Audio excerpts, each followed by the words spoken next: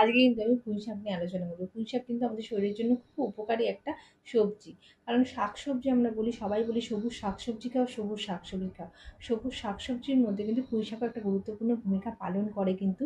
কারণ পুঁই শাকের মধ্যে রয়েছে কিন্তু এ, কে, ই এবং সি এবং ফোলেন জাতীয় ভিটামিন এবং মিনারেলস থাকার জন্য কী হচ্ছে, পুঁই শাক কিন্তু আমাদের শরীরের জন্য খুব উপকারী একটি সবজি বলতে পারো। পুঁই শাকে প্রচুর পরিমাণে ফাইবার রয়েছে। ফাইবার থাকার জন্য কিন্তু আমাদের হজম ক্ষমতাকে বৃদ্ধি করে এবং চট করে হজম হতেও সাহায্য করে পুঁই শাক। ওকে। এবং তার সঙ্গে সঙ্গে পুঁই শাক কিন্তু উচ্চ রক্তচাপ কমাতে সাহায্য করে। তার জন্য হার্টের মানে সমস্যা থেকেও কিন্তু ঝুঁকি থেকেও কিন্তু মানে ঝুঁকিও কমাতে সাহায্য করে বলতে পারো। ভিটামিন সি থাকার জন্য কিন্তু পুঁই শাক কিন্তু ত্বকের জন্য খুব উপকারী এবং পুঁই শাকে রয়েছে অ্যান্টিঅক্সিডেন্ট। অ্যান্টিঅক্সিডেন্ট থাকার জন্য কিন্তু আমাদের ত্বকের জন্য বলো খুব ভালো এবং রোগ প্রতিরোধ ক্ষমতা বৃদ্ধি করে। তাই আজ থেকে কিন্তু তোমরা ডায়েটে পুঁই শাক ইজিলি রাখতে পারো এবং পুঁই শাক কিন্তু ওজন কমাতেও সাহায্য করে, টক্সিন দূর করে। তাহলে এতগুলো যখন আছে তাহলে কেন তোমরা এটা আমাদের ডায়েটে রাখবে না?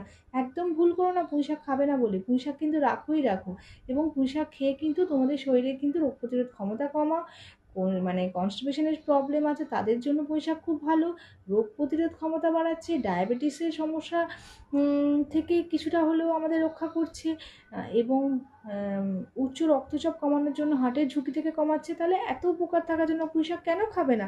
আজ থেকে খাওই খাও পুঁই শাক। Thank you. যদি ভালো লেগে থাকে তাহলে অবশ্যই লাইক, কমেন্ট এবং শেয়ার করতে ভুলবো না। ঠিক আছে?